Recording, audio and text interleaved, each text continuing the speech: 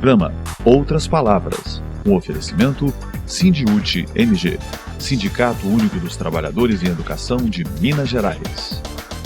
Olá! No Educação em Debate você acompanha a sanção da Lei 21.710 de 2015, que garante uma nova política salarial e de carreira para os trabalhadores em educação. O Momento CUT Minas mostra como os trabalhadores em Minas estão se organizando em defesa de seus direitos. De Brasília, você acompanha as notícias da CNT. Na atualidade, você vai conhecer o projeto Papo Reto e que tem como foco os nossos jovens. Agora é lei. O governador Fernando Pimentel acaba de sancionar a lei estadual para o cumprimento do piso salarial em Minas Gerais. Educação em Debate. O rol das bandeiras na Assembleia Legislativa de Minas Gerais passa a ter, a partir de agora, um novo significado para os trabalhadores e trabalhadoras em educação de Minas Gerais. É que aqui, no último dia 30 de junho de 2015, o governador Fernando Pimentel sancionou a Lei 21.710 de 2015, que cria a nova política remuneratória e de carreira da categoria. Na oportunidade, ele também promulgou a PEC, Proposta de Emenda à Constituição, número 94. Antes, este local era ocupado apenas pelas manifestações. Os principais momentos das 3 greves históricas dos educadores pelo cumprimento da Lei do Piso Salarial Nacional aconteceram neste espaço. É a primeira vez que isso acontece com os trabalhadores. Nós vimos a guerra do fome, nós vimos os acorrentados dentro da Assembleia Legislativa, nós vimos os momentos que o batalhão de choque estavam sempre apostos para medidas de repressão. Nós vimos o massacre na Praça da Liberdade no dia 16 de setembro de 2011.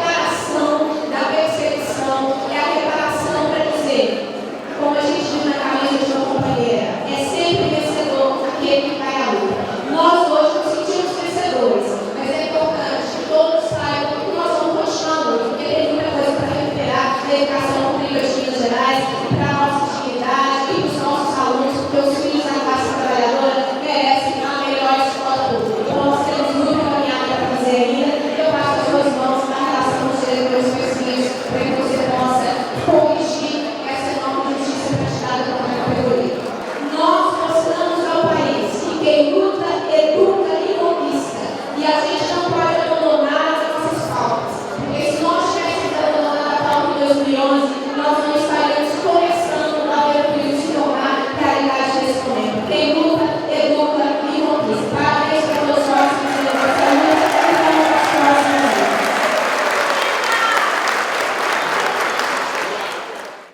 Caravanas de educadores vindos de todas as regiões do estado, trabalhadores em educação da região metropolitana, representantes dos movimentos sociais, de vários sindicatos e da Associação dos Diretores das Escolas Oficiais de Minas Gerais, a DEONG, secretários de governo e parlamentares também marcaram presença na solenidade. Um dia para celebrar as conquistas alcançadas. Então, nós temos 31,78% de reajuste, que é gradativo, começa com abono, mas que depois gradativamente vai sendo incorporado ao vencimento básico. O reconhecimento do piso salarial para a jornada existente na carreira do professor, que é de 24 horas, então não há que se falar mais nessa história de proporcionalidade que a gente combateu nos últimos anos.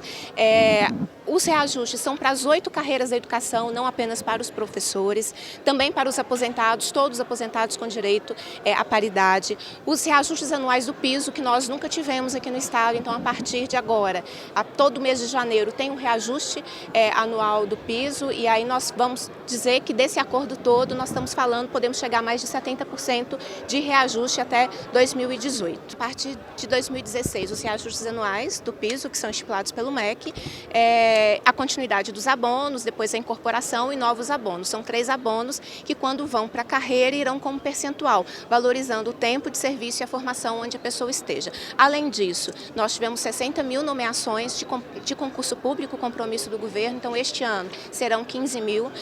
Nós voltamos a ter movimentação na carreira, que nós estávamos desde 2011 completamente paralisados, então a primeira movimentação tem que acontecer agora em julho, as demais em setembro, e a partir de agora, então, todo mundo que se adequar nas regras passa a ter movimentação na carreira. Então, quando chegar em 2018, em julho de 2018, o profissional vai estar recebendo, o professor vai estar recebendo o piso salarial que for de 2018. Então, o valor hoje de 1917, ele é deste ano. Quando chegar em 2018, serão novos valores, e no vencimento básico, que é como tem que ser, vai ser em julho de 2018. Então, essa lei, nós queríamos que fosse integralmente agora, né? Mas então ela traz uma gradação, gradativa até 2018, reconhecendo aí os reajustes anuais do piso também. Corrigimos as perseguições que nós sofremos desde a greve de 2011. Então, a anistia, o fim das punições, os processos administrativos que nós sofremos também estão resolvidos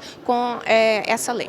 Anistia aos casos relacionados às greves e às paralisações. Nós sofremos muitas perseguições. Quem participava dos movimentos de reivindicação coletiva acabavam ficando prejudicados. Nós temos, por exemplo, uma lista de 21 diretores e vice-diretores de escola que foram escolhidos pela comunidade escolar e não foram nomeados por perseguição da Secretaria de Educação à época por ter participado do movimento de greve. A lei é o começo para que a gente tente recuperar a valorização dos profissionais de educação em Minas Gerais. Agora nós precisamos discutir gratificações e direitos que possam promover mais a valorização. Em Minas Gerais, por exemplo, os professores sequer recebem vale transporte para irem trabalhar. Então é um começo, nós temos ainda uma pauta, estamos seguindo as discussões em relação às distorções de carreira dos servidores das superintendências regionais de ensino, que temos inclusive uma agenda de mobilização para o mês de julho. Então é um começo importante, mas a nossa mobilização e a pressão junto ao governo para que a gente alcance patamares melhores vai continuar. E o acordo que nós assinamos em maio começa a ter reflexo na vida das pessoas agora no 5º dia útil de julho. O abono vai corresponder a 13% do salário inicial de cada carreira, das 8 carreiras da educação. Quando o abono for incorporado, ele será incorporado como percentual, exatamente para garantir que aquele que tem mais tempo de serviço, aquele que tem mais escolaridade, portanto já receba por ela, não fique prejudicado.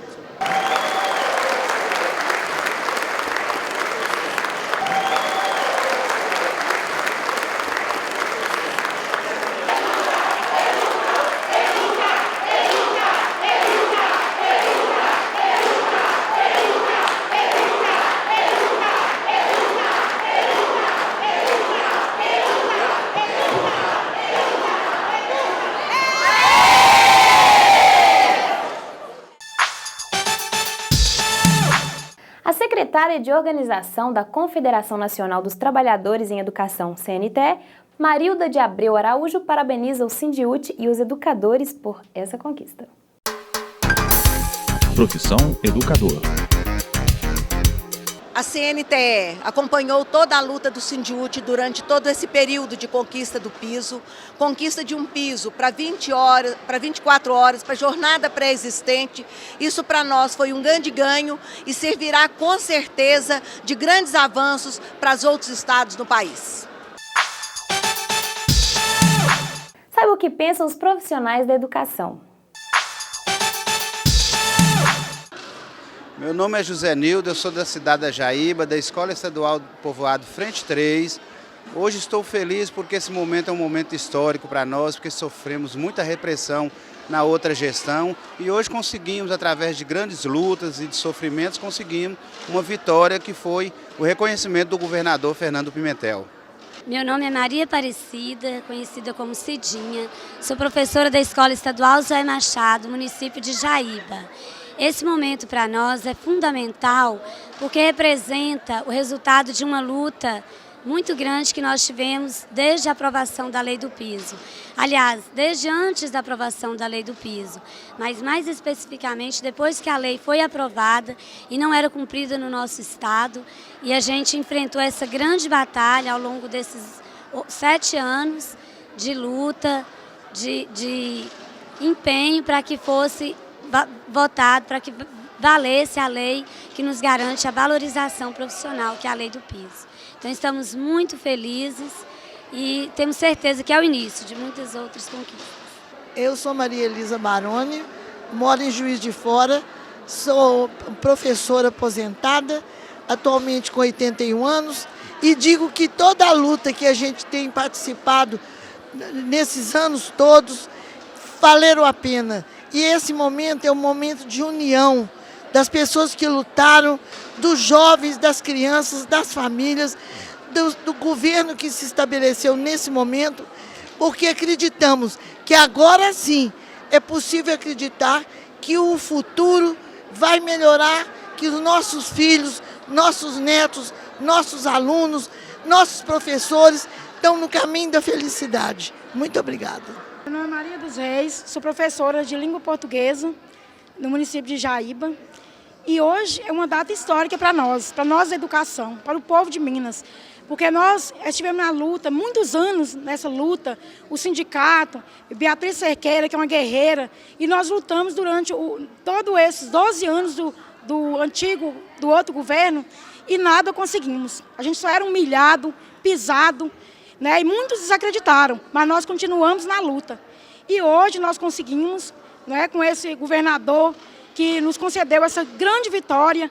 Eu estou tão emocionada, um dia assim é uma data histórica, um momento para nós, educação, um momento que a gente, né, que muitos não acreditavam. E nós acreditamos, porque nós continuamos na luta. E vamos continuar para melhorar mais coisas ainda. Meu nome é Luiz Cláudio Ribeiro, sou da cidade de Matozinhos, trabalho em 2 escolas, Estadual Professora Vitiza Viana e a Escola Visconde Rio das Velhas. Esse projeto para nós é uma grande representação. Por que motivo? Tem 12 anos nós estamos lutando pela melhoria da classe nossa. E é importante que agora veio esse projeto, a classe lutou para que nós tivéssemos legitimidade, impessoalidade, moralidade, publicidade, o mais importante, a eficiência da classe. A conquista que nós temos aqui é para muitos e muitos anos nós sabermos que a vitória é de um grupo, e esse grupo uniu-se, não só por causa do piso, mas por causa das benfeitorias na profissão. O trabalhador da educação começa a ter valorização e começa a trilhar caminhos que vão levar a um horizonte melhor. Então é por isso que nós chamamos, convidamos a todos os profissionais. Vamos continuar na batalha, vamos continuar na luta. Eu chamo Joana Martins Pinheiro, eu sou de Belo Horizonte, estou afastada para aposentar da Escola Estadual Amélia Zefina Kézia, na Nova Suíça.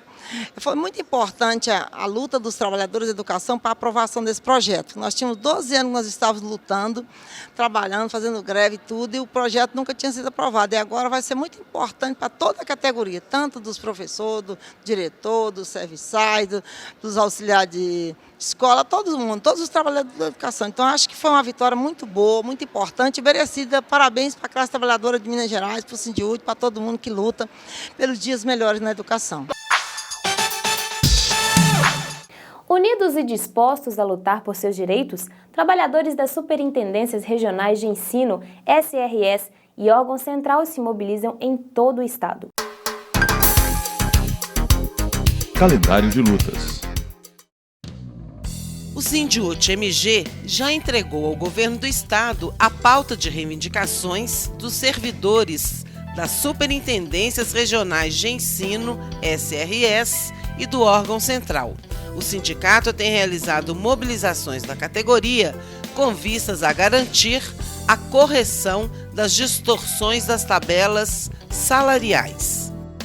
No último dia 9 à tarde, centenas de trabalhadores e trabalhadoras das SRS e do órgão central, vindos de diversas regiões do estado, se mobilizaram com atividades em Belo Horizonte, no pátio da Assembleia Legislativa de Minas Gerais, quando discutiram novas estratégias de lutas visando sensibilizar o Executivo sobre a situação da categoria. E no dia 15 de julho, também na capital mineira, realizam assembleia com paralisação de atividades e indicativo de greve no auditório do CREA-MG a partir das 10 horas. A coordenadora-geral do Sindiúti MG, professora Beatriz Cerqueira, destaca a importância da união e da mobilização dos trabalhadores para a garantia de novas conquistas. Estamos seguindo as discussões em relação às distorções de carreira dos servidores das superintendências regionais de ensino. As superintendências estão na ponta do desenvolvimento das políticas públicas, não só da educação, mas com outras áreas também. Então a gente precisa fazer essa correção dessas distorções. Então a gente já continua e a gente tem uma pauta também que está em diálogo com a secretaria. O jurídico do Sindiúti esclarece sua dúvida. Fique ligado. Tira dúvidas. Com a decisão do STF, haverá novamente o ajuizamento das ações da URV? Não. O STF, ao julgar a repercussão da matéria da URV, decidiu que a perda remuneratória será limitada à data que houver ocorrido a reestruturação da carreira do servidor. Em Minas Gerais, essa reestruturação ocorreu no ano de 2005 com a edição do Plano de Carreira. Portanto, as parcelas já foram alcançadas pela prescrição.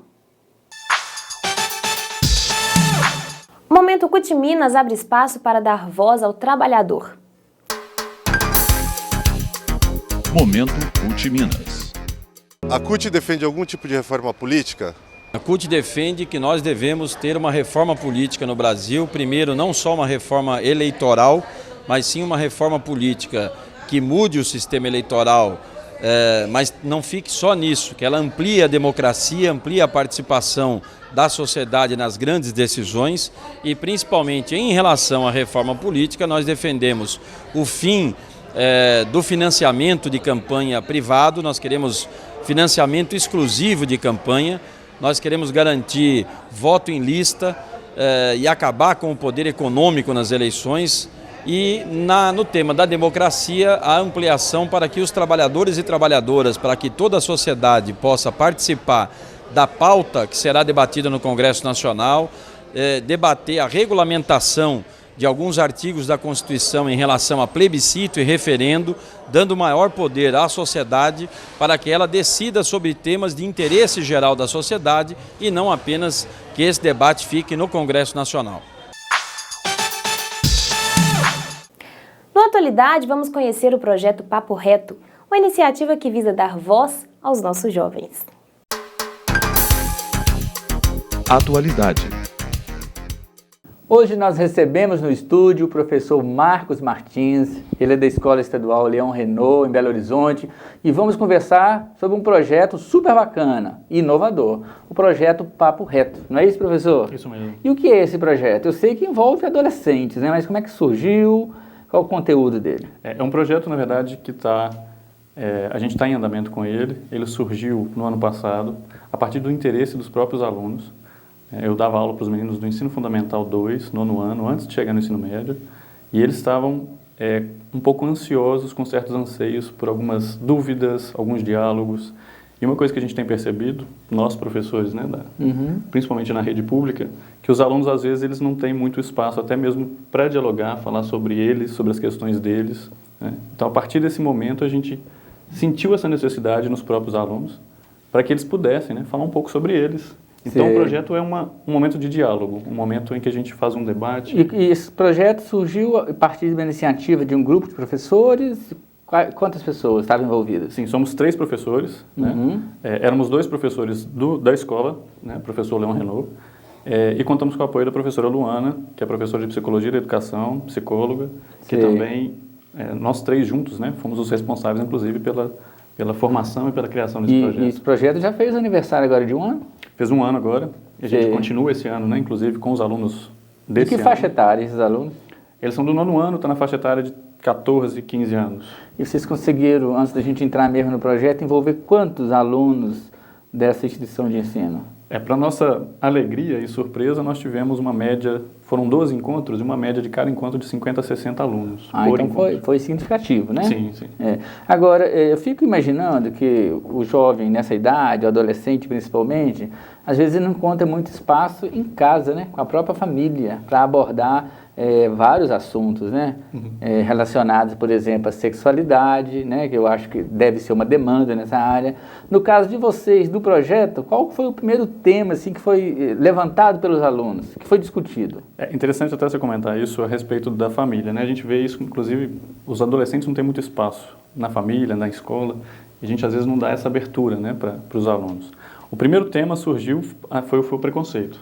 Né? Eu, professor de biologia, de ciências, a gente estava esperando sexo e sexualidade. Sim, né? Que é o mais comum, né? É o mais comum. Entendimento comum. Principalmente nessa fase, né? Nesse momento de vida deles.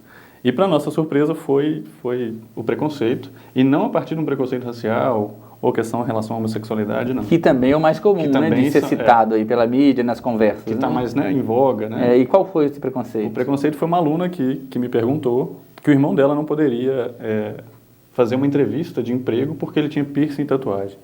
E aí ela me perguntou se isso seria um preconceito, eu julguei, né, a pergunta de volta, e eles toparam discutir preconceito. Interessante.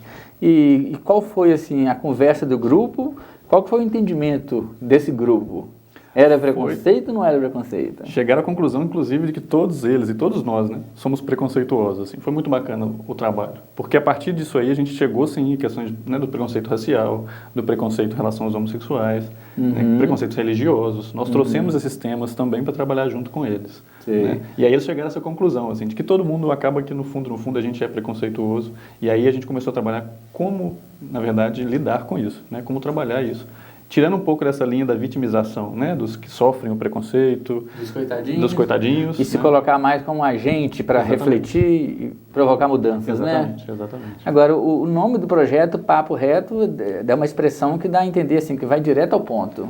É essa a ideia. Aprofunda, é isso mesmo? Inclusive, a gente não se coloca, nós 3 professores, a gente não se coloca enquanto professores. A gente coloca facilitadores, né, para que o papo realmente seja reto. Né, que não tem ali interferências, intermediários nenhum. Sei. Temática, por exemplo, relacionada à vida em comunidade, problemas sociais, ambientais, isso também apareceu no grupo? Foi aparecendo.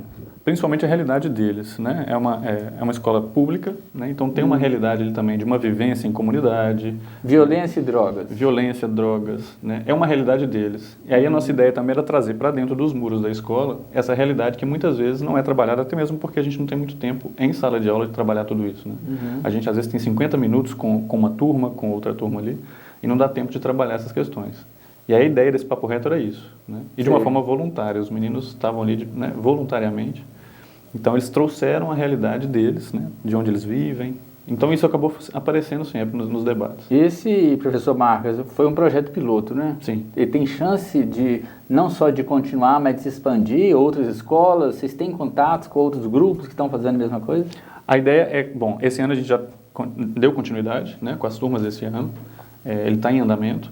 A ideia foi ampliar também, a gente vai tentar fazer um projeto mais para o segundo semestre agora com o EJA, dentro da própria escola, e a gente está tentando disseminar dentro de universidades, que ele vira um projeto de extensão, né, para que a gente possa, inclusive, levar para outras escolas. No caso, o EJA é outra faixa etária, né? É outra faixa etária. Aí, possivelmente, a temática vai mudar. Sim. As preocupações são outras, né? Com a vida adulta, sobrevivência, conflitos familiares. É isso que a gente, inclusive, ficou nessa ansiedade de trabalhar com essa outra faixa etária, justamente porque a gente acredita, né, que as vivências que aparecerão, né, são totalmente diferentes e diversas. Você acha que um papo reto de quaisquer desses assuntos é importante para a formação do jovem e do cidadão? Sem dúvida. A gente, inclusive, percebeu isso, né, junto com os meninos, junto com o grupo, que mudou um pouco a visão deles em relação à própria sociedade, em relação às pessoas, porque a gente trabalha muito a questão da relação mesmo entre as pessoas. Né? A ideia é dialogar, é ouvir, né? Então, esse momento que a gente troca ali, isso ajuda, inclusive, nesse momento, relação mesmo, né, entre pessoas. Né? Então, isso para um cidadão... Né? Importante, significativo, né? Pode provocar muitas mudanças boas. Professor Marcos, obrigado. Você também que nos acompanha aqui no programa Outras Palavras. Até o próximo encontro. Vamos a Brasília com as notícias da CNTE. Momento CNTE.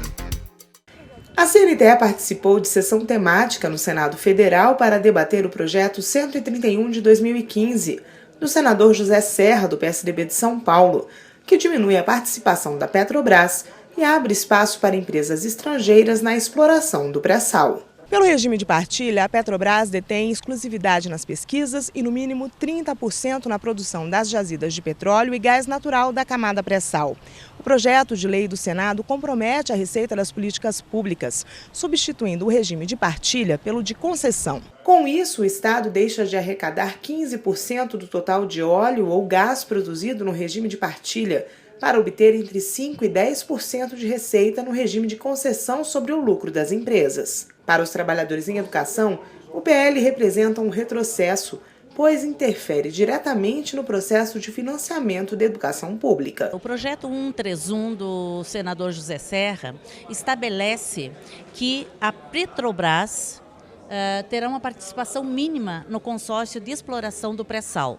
E isso significa desestatizar a Petrobras cada vez mais e menos dinheiro para a educação. Então a CNTE está fazendo um grande esforço para que esse projeto não seja aprovado, porque ele significa menos dinheiro para a educação pública. De acordo com o vice-presidente da CNTE, Milton Canuto, embora as receitas do petróleo e de gás natural previstas na Lei 12.858 não sejam suficientes para financiar a totalidade do Plano Nacional de Educação, o PNE será integralmente comprometido por falta de recursos, caso o regime de partilha do pré-sal seja alterado. Hoje, no regime de partilha, nós já temos uma realidade em que os recursos são insuficientes ainda para bancar as metas do PNE. E lógico, se hoje modifica esse regime de partilha e vai para a concessão, há uma queda drástica no tamanho de recursos de transferência para os royalties. O que significa dizer que nós teríamos, dos recursos atuais, que são insuficientes, uma queda de 15% a 20% no tamanho dos recursos. Então, não interessa um recurso dessa forma, muito pelo contrário, nós queremos ampliar para poder garantir, nos próximos 10 anos, que o PNE seja atendido em todas as suas metas. A CNTE promove agora uma campanha contra a mudança que coloca em risco o futuro da educação brasileira. Fique agora com o humor de Rômulo Garcias.